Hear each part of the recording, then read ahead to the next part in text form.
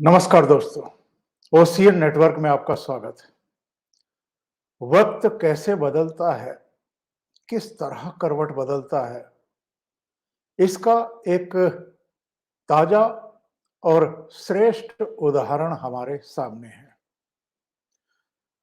एक लंबा दौर गुजरा है। बाला साहब ठाकरे कभी मातोश्री से बाहर नहीं निकलते थे, बल्कि एक रस्म थी, एक कहना चाहिए कि एक पैरामीटर तय कर दिया गया था कि जितनी भी हस्तियां हैं देश की विदेश की, उनको अगर आना है तो वो बाला साहब ठाकरे के आवास यानी मातोश्री पर आएं और उनसे मुलाकात करें। वर्षों वर्ष तक हमने ये परंपरा, ये रस्म, ये सब होते हुए देखा है। और मैंने एक बार एक वीडियो में जिक्र भी किया था, 2012 में जब प्रणब मुखर्जी को राष्ट्रपति पद का उम्मीदवार बनाया कांग्रेस ने, तो वो सभी राज्यों की राजधानियों में जाकर के अलग अलग पार्टियों के नेताओं से मुलाकात कर रहे थे, और वो मातोश्री भी गए थे बाल ठाकरे से मुलाकात करने के लिए। तब सोनिया गांधी उनसे काफी नाराज हो गई थी। इस तरह की खबरें भी आई, और प्रणब मुखर्जी ने अपनी एक किताब में इसका उल्लेख भी किया है। प्रणब मुखर्जी राष्ट्रपति पद के उम्मीदवार मातोश्री जाते हैं मिलने के लिए साहब ठाकरे से। लेकिन आज क्या हो रहा है? खबर ये आ रही है कि राहुल गांधी, जो 5 महीने की भारत जोड़ो यात्रा पर निकले हुए हैं, कन्याकुमारी से लेकर के कश्मीर तक, वो जब अगले महीने के शुरू में महाराष्ट्र में प्रवेश करेंगे, तो उद्धव ठाकरे उनकी अगवानी करेंगे वहां जाकर के, और शरद पवार भी उनके साथ वहां पर मौजूद रहेंगे राहुल गांधी का स्वागत करने के लिए। जानकारी ये मिल रही है कि कांग्रेस का एक प्रतिनिधिमंडल निमंत्रित करने के लिए गया था शरद पवार को और लगे हाथ उद्धव ठाकरे को। और इसमें जो महाराष्ट्र के कांग्रेस के प्रभारी हैं एच के पाटिल, जो इनके पूर्व मुख्यमंत्री हैं और जो उद्धव ठाकरे सरकार में कैबिनेट मंत्री भी थे, अशोक चौहान, इसके अलावा पूर्व प्रदेश अध्यक्ष बाला साहब थोराट, और कांग्रेस की जो मुंबई इकाई के प्रमुख हैं भाई जगदाप, ये सब विश्वजीत कदम, अमर राजुरकर, नसीम खान, संदीप तांबे, ये सब मिले जाकर के शरद पवार से भी, उद्धव ठाकरे से भी, और इन्होंने निमंत्रण दिया कि आप राहुल गांधी की भारत जोड़ो यात्रा में कुछ कदम चलें, कुछ सहयोग करें, कुछ उनकी अगवानी करें, स्वागत सत्कार करें जब वो महाराष्ट्र में प्रवेश करें।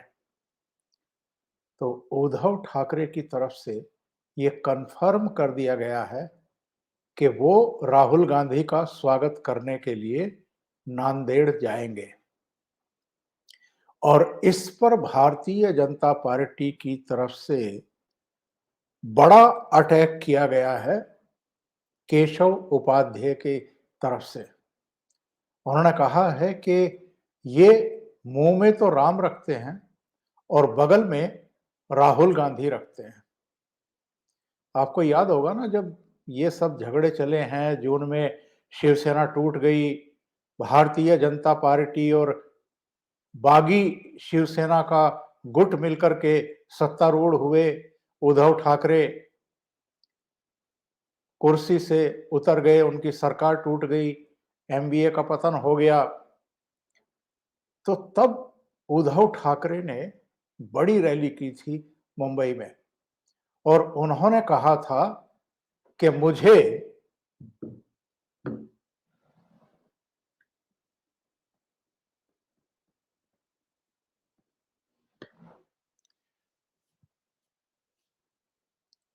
जब ये सारे झगड़े हुए थे, तब उद्धव ठाकरे ने कहा था कि मुझे किसी के सर्टिफिकेट की जरूरत नहीं है।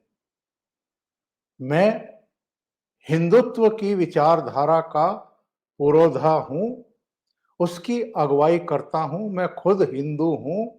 ये मुझे किसी को बताने की जरूरत नहीं है और मुझे किसी के प्रमाण पत्र की आवश्यकता भी नहीं है। सवाल ऐसे में ये उठ रहा है कि जो कांग्रेस, जो एनसीपी प्रमुख शरद पवार हिंदुत्व के जो पुरोधा रहे हैं, चाहे वीर सावरकर हों, चाहे आरएसएस का पूरा कैडर हो और उससे जुड़े हुए जो आनुषंगिक संगठन हो, या उसी की एक राजनीतिक धारा यानी भारतीय जनता पार्टी हो, उसकी लीडरशिप पर तो आए दिन अटैक करते रहते हैं। राहुल गांधी भी, उनके प्रवक्ता भी, शरद पवार उतना वोकल ना होते हों, लेकिन जो उनके प्रवक्ता हैं या दूसरे उनके संगी साथी हैं, वो कोई कसर छोड़ते नहीं हैं। पर ये जो डेवलपमेंट है कि मातोश्री से निकल करके अब उद्धव ठाकरे राहुल गांधी का स्वागत करने के लिए नांदेड़ जाएंगे, इट शोज के कहां से कहां आ गई है शिवसेना की राजनीति, और कहां तो ये नाक पर मक्खी नहीं बैठने देते थे। अगर किसी को मुलाकात करनी है तो वो मातोश्री ही जाएगा, ये किसी के पास नहीं जाते थे। और भारतीय जनता पार्टी के नेतृत्व के साथ भी इनका ऐसा ही बर्ताव था, ऐसा ही व्यवहार था। जरा याद करिए, लाल कृष्ण आडवाणी ने भी रथ यात्रा निकाली थी 90 के दशक में, मुरली मनोहर जोशी ने भी निकाली थी 90 के दशक के उत्तरार्ध में। तब क्या बाला साहब ठाकरे गए थे क्या अगवानी करने के लिए उस रथ यात्रा का? नहीं गए। फिर उद्धव ठाकरे की ऐसी क्या मजबूरी है कि आज वो मातोश्री से बाहर निकल करके और राहुल गांधी का स्वागत करने के लिए नांदेड़ जा रहे हैं और इसकी उन्होंने हामी भर दी है? बड़ी साफ सी बात है, इनकी पूरी राजनीति ने यू टर्न ले लिया है। और यू टर्न इसलिए लिया, पिछले दिनों आपको याद होगा इन्होंने जनसभा में एक जम्मू कश्मीर के पुलिस अफसर औरंगजेब का जिक्र किया था। तो लोगों ने सवाल खड़े किए थे कि क्या अब इनके नेतृत्व वाली शिवसेना इतनी बदल गई है कि इनको अब औरंगजेब का नाम लेना पड़ रहा है, और उसका नाम लेकर के धारा 370 हटाए जाने के बाद जो वहां हिंसा हो रही है, और टारगेट जो हिंसा हो रही है उसको लेकर के भी इन्होंने सवाल खड़े किए। तो क्या ये नौबत आ गई है कि आप अब मुस्लिम नाम वाले जो वहां के अधिकारी रहे हैं, उनके सवाल भी खड़े करने लगे हैं, जो कभी शिवसेना ने अपनी तरफ से किया नहीं? तो लोग पूछ रहे हैं कि ये बदलाव क्यों?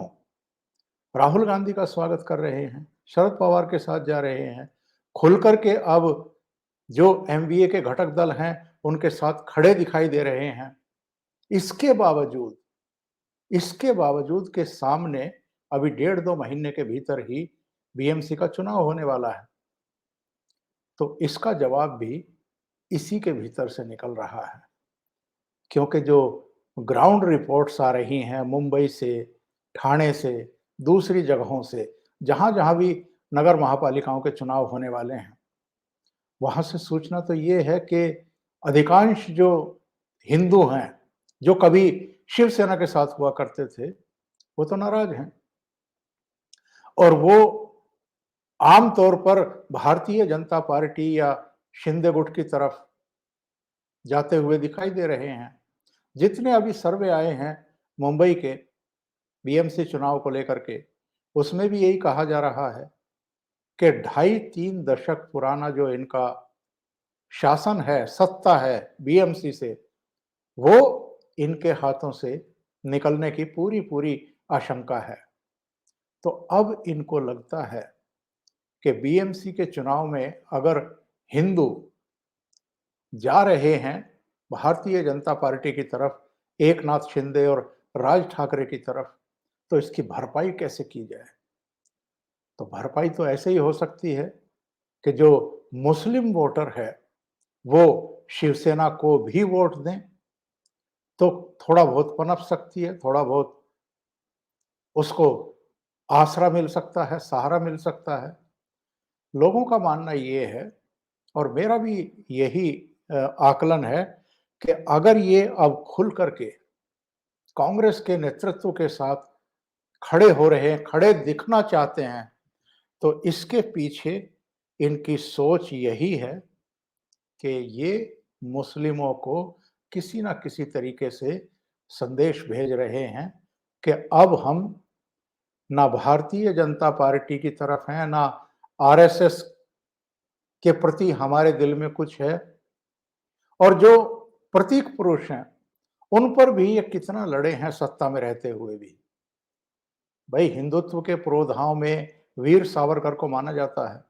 राहुल गांधी ने तो खुल करके वीर सावरकर के बारे में अपमानजनक टिप्पणियां की हुई हैं और बार-बार की हुई हैं। उनको माफी वीर कह करके संबोधित किया है राहुल गांधी ने भी और कांग्रेस के दूसरे नेताओं ने भी।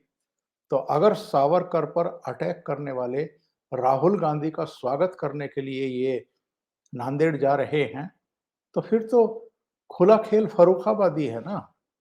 फिर तो इन्होंने तय कर लिया है कि अब इनको उस कांग्रेस के साथ ही जाना है, उन शरद पवार के साथ ही जाना और रहना है और चुनाव लड़ना है, जिनके बारे में बाला साहब ठाकरे की टिप्पणियां यूट्यूब चैनल पर, सोशल मीडिया पर आपको सुनने को मिल जाएंगी। क्या कहा था उन्होंने? सोनिया गांधी के सामने जो सिर झुकाता है, वो क्या कहलाता है? उन्होंने कहा था कि वो हिजड़ा कहलाता है। और इन्होंने तो 2.5 साल इन्हीं के साथ मिलकर के शरद पवार के बारे में भी बाला साहब ठाकरे के विचार सोशल मीडिया पर उपलब्ध हैं। उन्होंने क्या कह रखा है शरद पवार के बारे में, कांग्रेस के बारे में क्या कह रखा है? कांग्रेस के बारे में तो यहां तक कह दिया था कि जब मुझे पता चलेगा कि मेरी पार्टी का कांग्रेसीकरण हो रहा है, तो मैं इस दुकान का शटर बंद कर दूंगा, मुझे पार्टी चलानी ही नहीं है। ये कह करके उन्होंने इंटरव्यू दिया हुआ है, बातें कही हुई हैं। लेकिन अब तो उनके सुपुत्र उद्धव ठाकरे उसी कांग्रेस के रंग में रंगने जा रहे हैं और वो जा रहे हैं तो इसका मतलब ये है कि अब से राहुल गांधी भी इनके हाई कमान बन गए हैं। अभी के लिए इतना ही। बहुत बहुत धन्यवाद। अगर आपको ये चैनल और इसके कंटेंट पसंद आ रहे हैं तो लाइक करें, कमेंट करें, वीडियो को शेयर भी करें। अभी तक अगर आपने ये चैनल सब्सक्राइब नहीं किया है तो सब्सक्राइब कर लें और साथ में लगे बेल आइकॉन को दबा दें ताकि आगे आने वाले वीडियो और उनके नोटिफिकेशन आप तक पहुंचते रहें। बहुत बहुत धन्यवाद। नमस्कार।